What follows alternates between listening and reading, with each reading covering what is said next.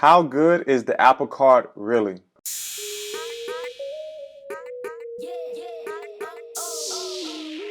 What's up, you guys? My name is Anthony McLemore, and if you're new here, I am a 21-year-old millennial who likes to talk about passive income, stock market investing, and making money online. And in today's video, I will be reviewing the Goldman Sachs Apple Card offered by Apple Inc. Before we get right into the video, I want to give a little bit of background information about Apple so you can better understand where I'm coming from this review. So this little guy here was released in August 2019, which is about 8 months from the date of recording this video. In order for Apple to release this credit card, they decided to partner with a large bank, so they partnered with Goldman Sachs in order to create a great foundation for this credit card to be released. This card is advertised as being hassle-free, with no fees and extremely user-friendly. I felt that the overall advertisement of the Apple Card was amazing, but it still didn't make me want to get the card as soon as it came out. It took me a while before I finally pulled the trigger and decided to apply for one of the credit cards for myself. So just a little bit over 2 months ago, I applied for the credit card and got approved. And since then, I have been using it as my go-to credit card for about 1 month now. I think that is a good enough time period for me to give an honest review of everything that I don't like about the Apple Card. So to get right into the video, let's go into the top 5 disadvantages that I think come with owning the Apple Card. Disadvantage number 1 with owning the Apple Card is that you are forced to use the wallet app. Now, this may be an advantage to some people,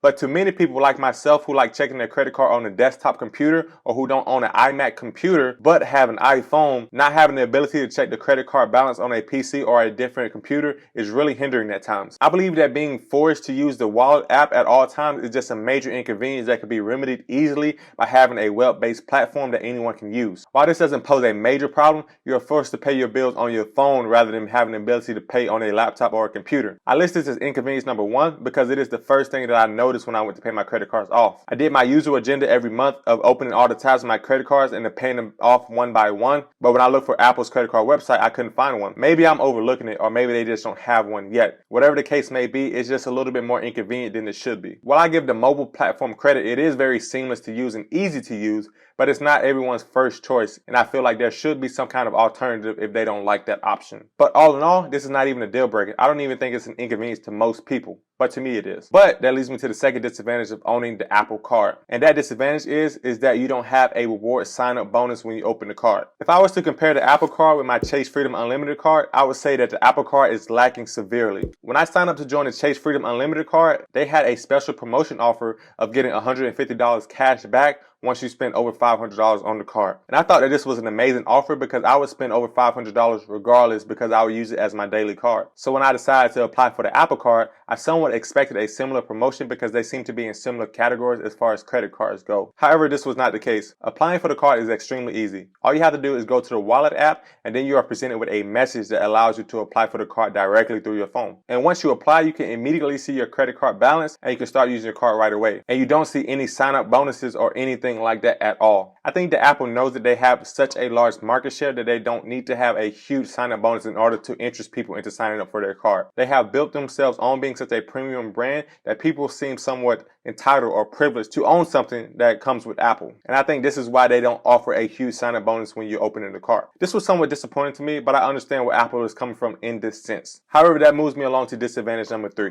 That disadvantage is that I can't put this card in my wallet. I say that I can't put this card in my wallet because I own a leather wallet. And Apple specifically says in its care manual to not store this card in a leather wallet. And I thought that was really weird because most wallets on the face of the earth today are leather. So theoretically, in order for me to be able to store this card without having the risk of staining the surface, I would have to buy an entirely new wallet made of carbon fiber or some other synthetic material. And that is just another major inconvenience that I found to be unacceptable with this card. While I do respect the simplistic value of this credit card and that it looks really cool and it has a nice weight to it once you hold it, I don't think I can get over not being able to store this card in my wallet for the sake of staining the white surface. I would be much more happier if this card just had a all black finish with white letters instead of a white finish with gray letters. This way I would be more confident with carrying the card around with me to places in order to shop for groceries. As of now, I don't even take the card with me outside of the house because I don't have a wallet that can hold it. I simply only use the card either online or when Apple Pay is available at the store. While we're talking about Apple Pay, let's get on to disadvantage number 4. Disadvantage number 4 is that Apple Pay is extremely hard to find. If you are a fairly common shopper like me and tend to shop at places like Walmart or certain gas stations all the time, then you would notice that Apple Pay is not offered at many of these places. It may be offered at Target, but I don't do a lot of my shopping at Target, so I wouldn't know personally. From my experience, I have only saw Apple Pay at one of the stores that I shopped at, and it was only because I was passing by on my route to another location. And the reason why Apple Pay is so important is that in order to get a 2% cash back for your Apple Card that they promise, you have to use Apple Pay. If you don't use Apple Pay, you only get 1% cash back. And in order to get the 3% cash back that they promote, you have to shop directly from Apple itself. So for my own personal reasons, one of the reasons why I got the Apple Card in the first place is because it offered a 2% cash back on all purchases when you use Apple Pay. Had I done enough research beforehand knowing that Apple Pay wasn't that abundant, I would have just stuck with my Chase Freedom Unlimited card, which offers 1.5% cash back at anywhere Visa cards are accepted. That way I wouldn't only be stuck at using my Apple Pay at Little Caesars or a fast food restaurant. I do believe that the card will be more worth it if Apple Pay was offered at more places. I just think that since Apple Pay is so scarce in my area in particular,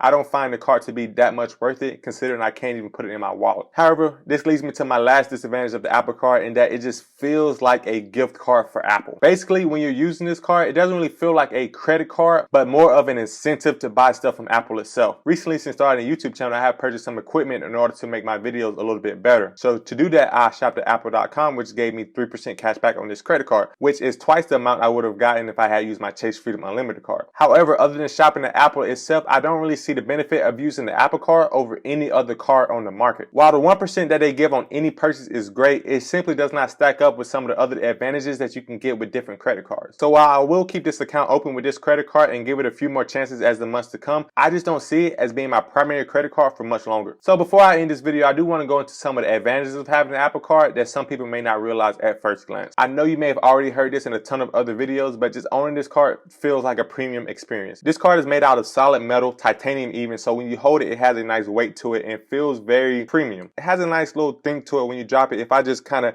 hit it close to the microphone right here, you can see that it doesn't really sound like plastic. It sounds like a very expensive card to use. And the only benefit I can really see to owning this card over any other card is just a big flex. I also like in the wallet app that the payment is very seamless to use. Although I don't like using the wallet app exclusively, it is built very much with the customer in mind. Personally, I don't know any other payment app that allows you to see the interest that you're paying right from the payment screen, which I think is a very big advantage for Apple to do that. And another big advantage of this card is that you get a pretty high credit limit. When I first applied for this card, I got a $6,500 credit limit, which was my second highest credit limit overall and the biggest credit limit I have ever gotten when first opening the card. So I think in the future that the Apple Card will get better, but only if some of these disadvantages are fixed. So if you like this video, leave a comment down below and tell me some of the reasons why you like or don't like using the Apple Card. And if you did enjoy this video, make sure you hit that like button and hit that subscribe button, as it helps small channels like mine grow in the YouTube algorithm. It's something that's so simple and really easy to do, and it really would mean a lot to me personally. That's all I have for you today, guys. I hope you enjoyed this video, and I'll see you next time.